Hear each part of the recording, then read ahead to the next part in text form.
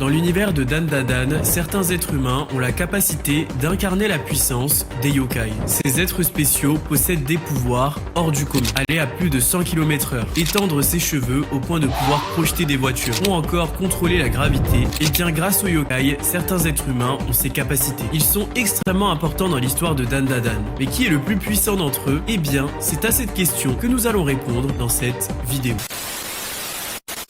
Salut la team, j'espère que vous allez bien. On se retrouve aujourd'hui pour une nouvelle vidéo à propos de Dandadan. D'ailleurs, est-ce que vous avez vu l'épisode 4 de l'animé? Est-ce qu'il n'était pas incroyable? Le studio d'animation a vraiment compris l'univers à 100%. Écoutez-moi cette OST pitié. Wesh l'OST.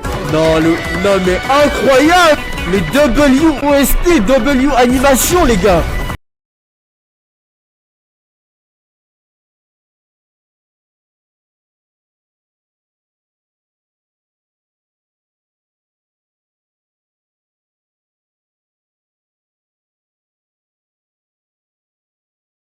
À vous abonner et activer la cloche de notification pour ne louper aucune vidéo. On va parler de Dandadan et de Hunter x Hunter les prochaines semaines. À partir de janvier, on va sûrement parler de Sakamoto Days, donc restez.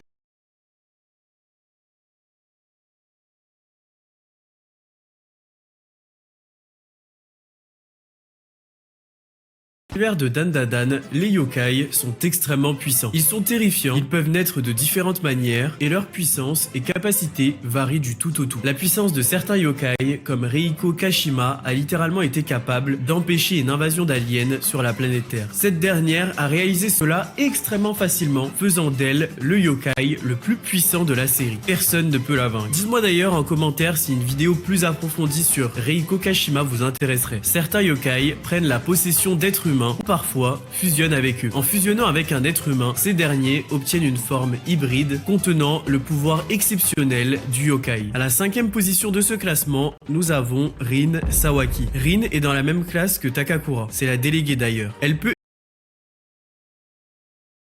Rin est obligé de porter un costume d'idole, mais en contrepartie, son chant lui permet de contrôler la gravité. Lorsque plusieurs personnages étaient coincés dans le diorama, Rin a pu les extraire grâce à son pouvoir de gravité. Sans elle, Takakura et les autres n'auraient pas pu s'en sortir. Ce pouvoir est très intéressant, mais il reste à la 5e position parce qu'on n'a pas vu grand chose pour l'instant. Mais son pouvoir a un très gros potentiel, car contrôler la gravité, c'est une capacité exceptionnelle. Peut-être que Rin pourra faire voltiger des objets extrêmement lourds ou être un soutien indispensable pour les personnages lors de leur bataille. Avec de l'entraînement, peut-être que les pouvoirs de Rin atteindront même un autre cap. Elle pourrait être capable de créer des zones d'écrasement ou des modifications de champ gravitationnel. Comme je vous l'ai dit, Rin tient ses pouvoirs de Mai. Et pas cette Mai-là, une autre Mai. C'est une amie d'enfance de Rin qui est morte dans un dramatique accident de voiture. L'esprit de cette jeune fille s'est transformé en Onbuzuman, un yokai portant l'esprit d'un enfant mort jeune. Une fois libérée, Mai est devenue un esprit protecteur pour Rin. Un peu comme Rika avec Yula. Et n'attrapez pas ma veste, il y aura des références à Jujutsu Kaisen dans toutes mes vidéos. Ainsi, Mai a permis à Rin de développer une forme hybride où elle a des capacités complètement folles. Le seul inconvénient, c'est que si Rin ne chante pas, son pouvoir est inutilisable. Face à la carte démoniaque, lorsqu'il a privé Rin de sa bouche, elle ne pouvait plus rien faire. Pour toutes ces raisons, elle reste à la 5e position. À la 4e place, nous avons mon hybride préféré, Unji Zuma. Ce que j'adore avec Unji personnellement, c'est sa backstory. C'est un des personnages qui a eu une des enfances les plus dramatiques. Il a perdu son père et son petit frère alors qu'il était très jeune. Il ne restait plus que lui et sa mère qui croulaient sous les dettes et la dépression. Un jour, sa mère s'est suicidée et le pire dans tout ça, c'est qu'elle a tenté d'entraîner Unji dans son suicide. Unji tient ses pouvoirs de son petit frère. Lorsqu'il était en vie, son petit frère était extrêmement attaché à son parapluie. Il se faisait d'ailleurs harceler à cause de cela. Il le sortait même durant les jours ensoleillés. Après sa mort, le petit frère de Unji s'est transformé en esprit. Un jour, alors que Unji voulait sauver son père adoptif et un enfant de la noyade, l'esprit de son frère lui a transmis des pouvoirs extrêmement puissants. Nous rencontrons Unji durant l'arc du diorama. Ce dernier est prisonnier avec Momo et s'allie avec elle pour terminer le jeu. Ils se disent que s'ils finissent le jeu, ils seront libérés. Mais en réalité, ce jeu était un stratagème d'un yokai pour permettre sa libération. Unji Unji d'ailleurs possède à ce moment-là la deuxième boule de Takakura. Transformé, Unji devient extrêmement agile et possède 2 parapluies géants pour combattre. Ces parapluies lui permettent de se défendre et d'envoyer des ondes de choc extrêmement puissantes.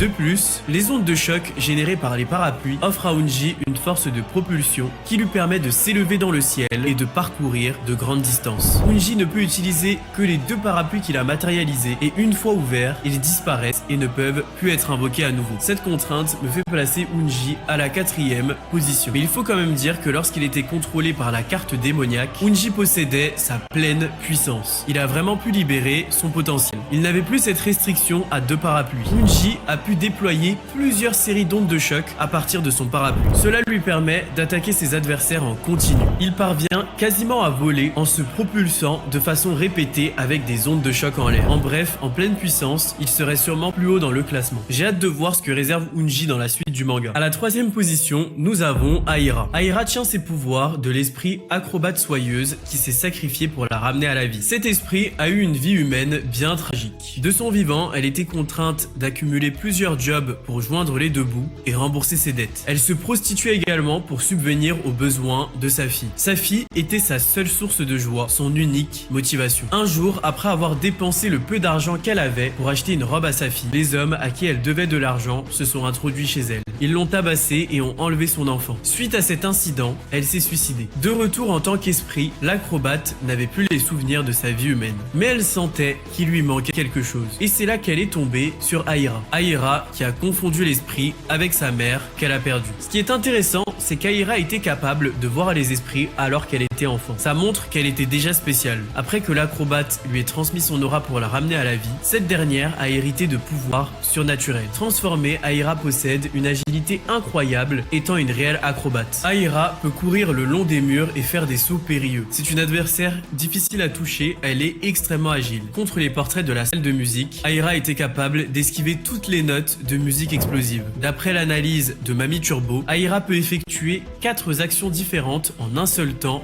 grâce à sa vitesse. Vitesse qui est comparable à celle de l'œil maléfique. En plus d'une vitesse et de réflexes incroyables, transformée, Aira possède une force physique supérieure à la moyenne. Le pouvoir le plus important dont bénéficie Aira est la capacité spéciale de pouvoir allonger ses cheveux qu'elle peut manipuler librement pour accomplir des tâches. Elle peut soulever des objets comme des voitures avec ses cheveux. Aira peut également manipuler ses cheveux en spirale afin d'infliger des gros dégâts à ses ennemis. Elle peut transformer ses cheveux en foreuse et transpercer ses ennemis. Son pouvoir est en perpétuelle évolution, elle apprend à le maîtriser de mieux en mieux, ce qui lui a permis d'être un combattant décisif durant la bataille contre les aliens. Pour ces raisons, elle est à la 3e position. À la 2e position, nous retrouvons celui qui a obtenu les pouvoirs du yokai le plus cool de ce manga, Ken Takakura. J'ai déjà bien parlé de ses pouvoirs dans cette vidéo que je vous invite à aller voir, mais Takakura possède la puissance de la grande Mami Turbo. Mami Turbo est le yokai le plus rapide, pouvant aller à 100 km/h, peu importe l'environnement. Transformé, Takakura est capable de déployer une vitesse hors du commun, lui permettant de se projeter sur ses ennemis et d'infliger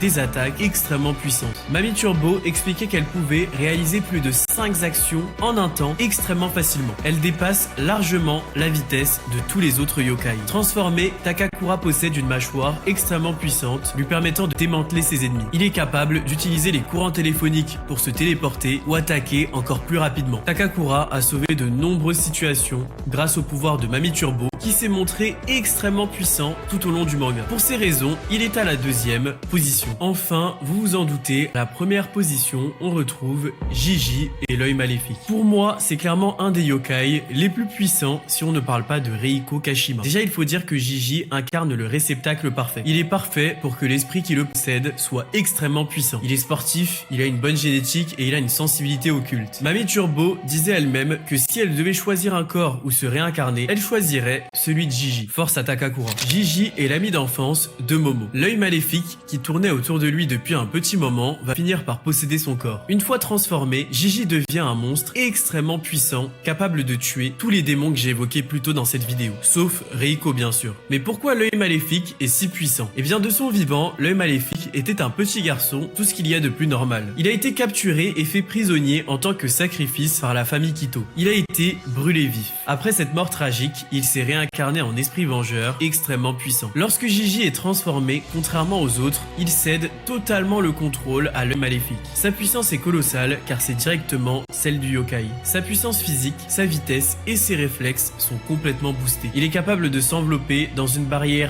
protectrice, le protégeant de toute attaque. L'œil maléfique peut également créer une orbe qui ressemble à un ballon qu'il utilise en tant que projectile. Ce ballon est un réel missile très difficile à dodge ou à esquiver. Très rares sont ceux qui peuvent faire face à l'œil maléfique. Sa puissance est telle que même sans se transformer, Gigi peut utiliser l'aura colossale de l'œil maléfique. En maîtrisant son ki, il est capable d'envoyer une onde de choc à partir de ses mains. C'est un vrai Kamehameha. Cette technique a permis à Gigi de faire face à des aliens extrêmement puissants. Voilà la team, c'était tout pour ce petit classement. J'espère qu'il vous a plu. Dites-moi en commentaire qui est l'hybride le plus puissant pour vous. On se retrouve la semaine prochaine pour une nouvelle vidéo et tous les soirs sur Twitch. Merci à vous, restez sur vos gardes et à très vite.